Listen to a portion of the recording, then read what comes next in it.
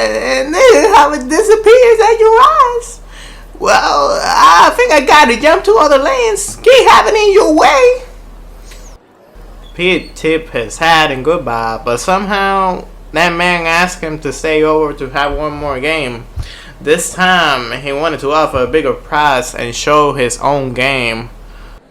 I like your slyness. I met a man like that long ago, knowing people that are completely out of this world and wit. I want to show you a game that will demonstrate between us who is the best gambler in the West. It will be fun. Are you up for it?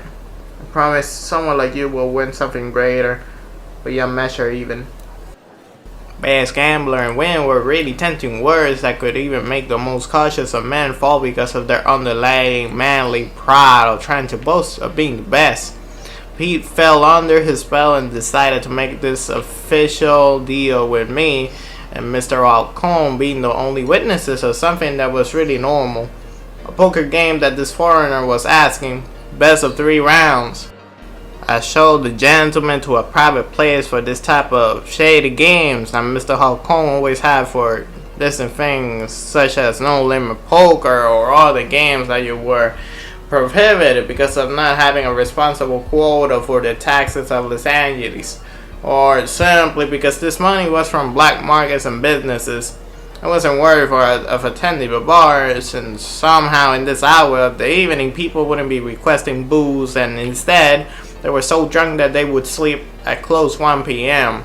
Now this room was really close quarters. We couldn't even measure the feet of the place by the feeling of invasive breaths between each other. In a closer perspective, I could even see more details of him. He had what it could be but black and green engraving of a skull in his left hand, while in his right he had a cross that were posed in the center of the back of the hand. Also, he had a rosary of gold and little crumpled rubies that were put into orbs in some corners of the cross, giving it a high relief in the golden cross. The cross was as big as the palm of the man's hand. Both of the men were sitting. One was sliding back his chair while the other one was still expecting in the reaction of the challenge. Let's play something fun. Since you have called my attention, I want to challenge you to a special game of poker. The stoic man posts his statement in stone. Well, tell me what's special this poker. I still play and winning. Pete was licking over his lip in reassurance of his playing ability. I call this one Death Roulette. The rules are simple. You and I have 3 rounds as usual poker. He poses his hand, and something in hand. The object was put in the center. It was one of his cannons. This weapon he had a chain engraving that were aesthetically accompanying the silver detail of the 6 chambers of the weapon, and having what was a square and big tip of a cannon. Something that was resembling the hybrid of a big long magnum and with the tip of a 1911. It was a rare sight to see. It was having a rare inscription that read, Deus meus misit inflamis peccator ex inferno. It was a mixed feeling of admiration and fear of knowing that these types of weapons were only made for people that were famous for being bounty hunters, more in a few bodies, feared by everybody. Now I can see why he looking timid for his presence sake. We'll play a hand of poker, and the winner of that round have a chance to use the weapon against the other. And if someone kills the other, someone dies. The survivor is victor and takes it all. If both survive, the winner will be the one that had the best hands out of 2 rounds of the total. I sense a wicked smile from the bandana man. I never heard of this game before. There was no reproach in depths by bounty hunters to civil men, since they had the license for killing someone under any pretext. But still, someone that is willing to make a sacrifice by giving a death match, And between both of the players, the chance to kill one another was a bit out of place. Wait! That's not fair! How come I know that this is not a scam? You're obviously a bounty hunter. You have the permit to kill anyone without crime demand. If I was going to win, I would commit plain murder and I'm a wanted man. Pete protested one of the rules, but somehow he didn't protest at the fact of possible death for both men. It's something that seems moronic for not watching his well-being in what would be a plain game for first-degree murder. In part, he wasn't wrong either. People would immediately notice that he won't have the license for killing, and the lawman would deem him either an outlaw or a dead man wanted for hanging as soon as possible, with the charge of murder for a secondary agent of the law. I knew that you would be logic in that. So in order to legitimize the legal ground, this permit I have in here, the permits the extension of my license even with civils. Is it of consolation for you? Pete nodded in agreement. I saw the text to confirm the fact that he was telling. This is an extension of the bounty hunter capability of the use of lethal force without charge of justice. Signed by the Massachusetts Supreme Justice Court, signed by Mr. Draven Williams. So this man was called Draven. Interesting. We confirmed the legal document as a legitimate and moved on. This is all from the upper law from the north. Is that far convincing? Now then, the man unloaded the weapon. Shells were falling from the chambers. There were 6 of them. He picked one of them and showed it for all the witnesses, and then he loaded it into one chamber and he gave me the chance to roll it in and loaded it in the random place that he would fall for the sake of legitimacy. I got surprised with the weight of the weapon. It seemed like I was carrying an actual cannon than a handgun.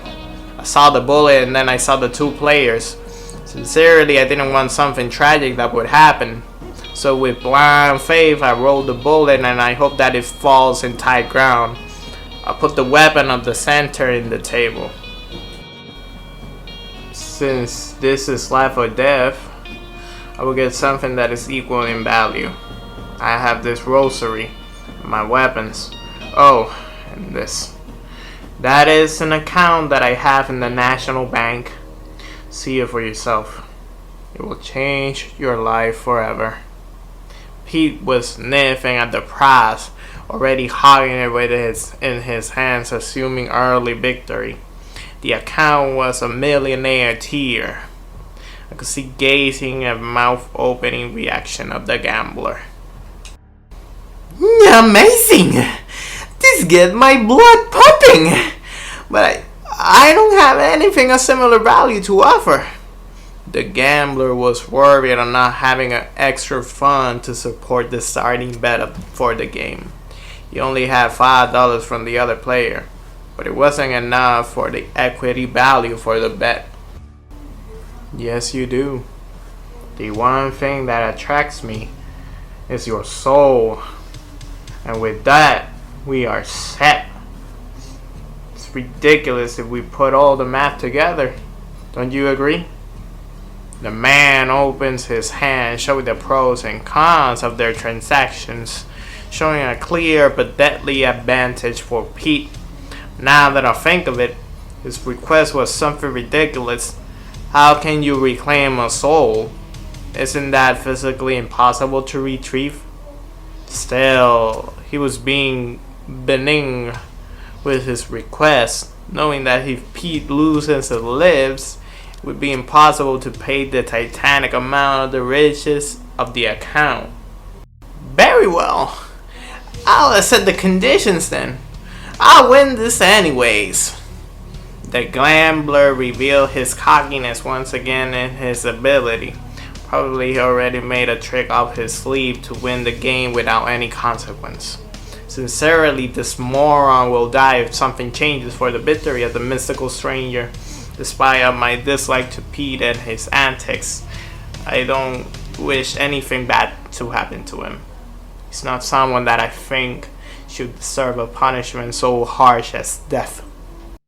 Not at least if we put in weight at all the things that he does in earnest, like using this money to feed on the animals of the town or take care of the old people of the town. Something that was really weird of him if you first see him by his boastful nature and cocky attitude. Both shook their hands, and Mr. Halcone, showing a restraint to him, shuffles randomly and deals the cards for both daredevils. The cards were dealt, both men already in their hands. Now each other turns to ask for another card to be exchanged for one of them. As well, in this turn they could pass if they wish to end their round. Draven asks for another card. The bar owner does so.